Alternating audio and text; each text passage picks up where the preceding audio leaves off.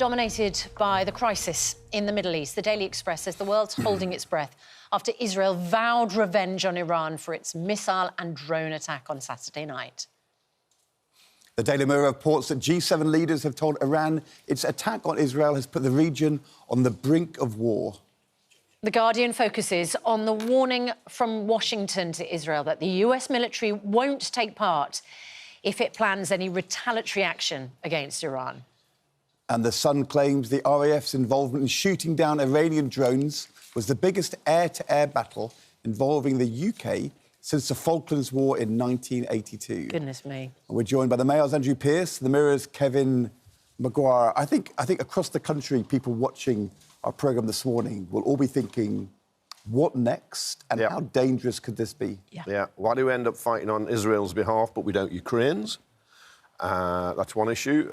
Last week it was all about pressure and condemnation of Israel over the killing of Palestinians, talk of an arms embargo, and now we're fighting on their behalf. But if a country is under attack, you will want to defend it. Yes. But you will not want to be sucked into a huge Middle East war, and that is the danger. It's urging restraint now on Netanyahu. It was a strategic blunder of massive proportions by Iran because it achieved nothing militarily, it inflicted very little damage, and now there is just as international support was fading for Israel because there was a perception that it was going too far, the conflict in Gaza. Now, America, everybody is rallying to its cause. Saudi Arabia, Britain was involved in repelling many of the drones, and Netanyahu will feel emboldened all over again. Rallying to Israel's cause when it's under attack. Yeah. But America has made very clear it will not rally or take part if Israel decides to retaliate now against Iran, because that would look like escalation. And it's saying now.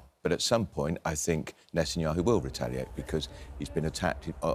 It's the first attack by Iran on Iran, 300 missiles, drones. That was a big attack. But in a way, though, it was telegraphed way in advance by Iran. Notice was given so they could thankfully be shot down. It's almost playing a game because the Israelis killed top commanders of Iran in that consulate in Damascus, in Syria. That's always regarded, a consulate, an embassy, is regarded as your national soil. Yeah. So where there are embassies in London, they are essentially treated as the national soil of the countries that have those embassies. This wasn't an ordinary embassy, was it? No, of course it's not. And it's not an ordinary regime in Iran. There were senior Revolutionary Guard officers in that embassy. It was a precision-targeted raid. But it was still assassinations of Iranians. So they had to respond somehow, and it looks big, and they say they've succeeded. I can't see how Iran succeeded. No, there's no success because you launch all those... And they're saying it's over, but you can't trust them. Well, it's not over for either, is it? I mean, but you want it to calm down. Otherwise, apart from the bloodshed, it will cause economic chaos around the world because the Straits of Hormuz will be shut. The oil price is already going up on the markets. And we know that the oil price has gone up, obviously, because of the Russia-Ukraine conflict. That feeds into inflation here. It directly affects the cost of fuel here. Everyone watching this programme will be affected by what happened at the weekend. Exactly. Also, a dozen airlines have had to cancel or reroute flights over the last 2 days. Qantas, Lufthansa, United, Air India. It is the biggest single disruption to air travel since the attack on the World Trade Center back on September the 11th, 2001, according to the founder Ops Group, which monitors airspace and airports, and Iran's airspace has not reopened since Saturday, according to The Guardian. I mean, these things, quite apart from the absolute horror that everybody felt on Saturday night, are we on the brink of something? You know, people saying, are we on the brink of World War III here? I think if they... But there are also practical effects that happen immediately. If they had not telegraphed it in advance, because Rishi was chairing a COBRA meeting at Number 10 to decide to use British planes in Cyprus to repel some of these Iranian missiles, the fact it was telegraphed in advance makes it... We're not there yet. But if they hadn't, if it had been a surprise attack, Israel would have retaliated. There are lots of positions, aren't there, which you can legitimately defend Israel from Iranian attacks, urge Israel to stop attacking Iran, and at the same time put pressure on Israel over what's happening in Gaza, just as you could be concerned for the deaths of Palestinians as much as you were concerned for the deaths of Israelis in the October the 7th pogrom. And at the same time, you can still consider an arms embargo on Israel over what's happening in Gaza, if that is a war crime, and then Britain becomes complicit in law. We don't know that it is yet. No, well, the government won't publish the legal advice, which I suspect it has legal advice saying it is there. Otherwise, I think it would have published it. We're talking to Lord Cameron, the Foreign Secretary, after 8:30. He said last week that they weren't changing the arms embargo, and I would think he'll double down on that position today. But we were talking earlier about how politics affects foreign affairs, and it all starts with what's happening domestically. We know for Joe Biden, the last thing he wants is conflict for him, because that makes it much harder for him in his own election this year. And for other world leaders, they don't want escalation. But for Netanyahu, who has been in political trouble for months now, who is on the back foot, this is now an opportunity to fight back. Does he, for domestic reasons, choose to escalate, to have a retaliatory strike against Iran, to try to strengthen his own position in Israel? Does he need to strike back, or does he just need the threat?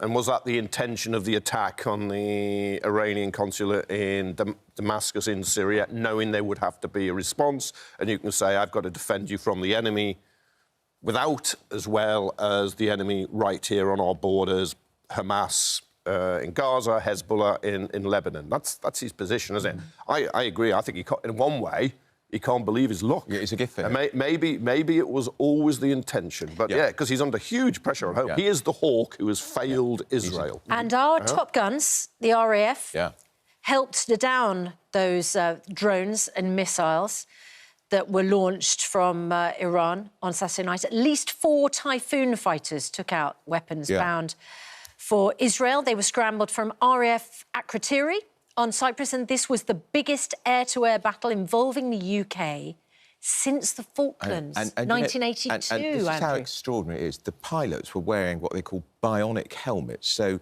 to position their missiles to take out the Iranian drones, they didn't have to shift their plane. They could just see it all from this bionic helmet, which made their response even quicker. Extraordinary how warfare is changing. But I don't think it was an air battle. I mean, they were just shooting things down that were flying elsewhere and aimed at them. I think it was the right thing to do. Yeah, you're not going to stand by. And it seems they were targeting military targets in Israel, but you don't know. They aren't going to go to Jerusalem or Tel Aviv or Haifa or any of those big population centres. Should the Prime Minister, if we are drawn into this, as we are, because those RAF jets were involved Saturday night, should the Prime Minister today be in the House of Commons? He will be. Explaining to MPs.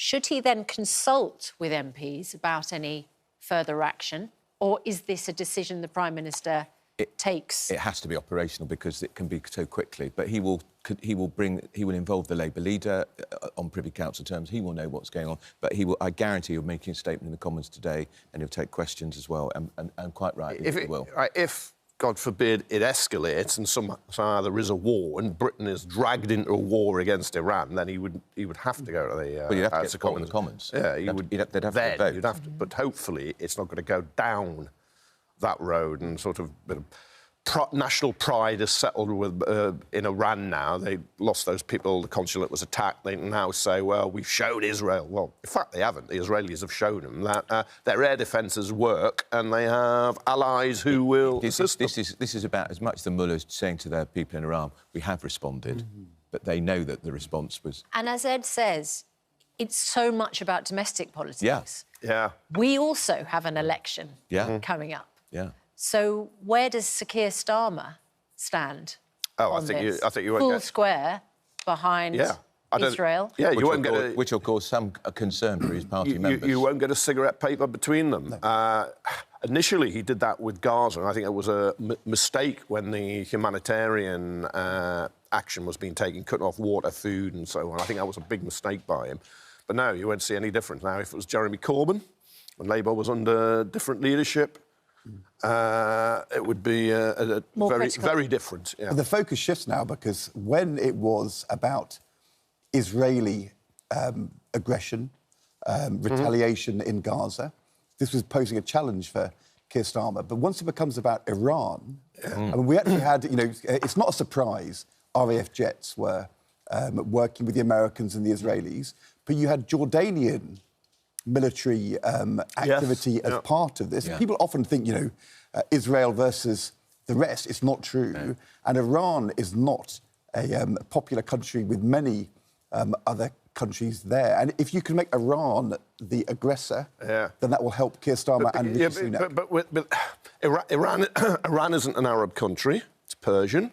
And the great Sunni-Shia split, it's Shia. Jordan gets a lot of US military aid. It's an ally of Israel, but just as Egypt is. And in fact, it's often overlooked in the humanitarian crisis in Gaza that Israel has a land border with Gaza too, and there's a crossing point. It isn't, it's not owning it.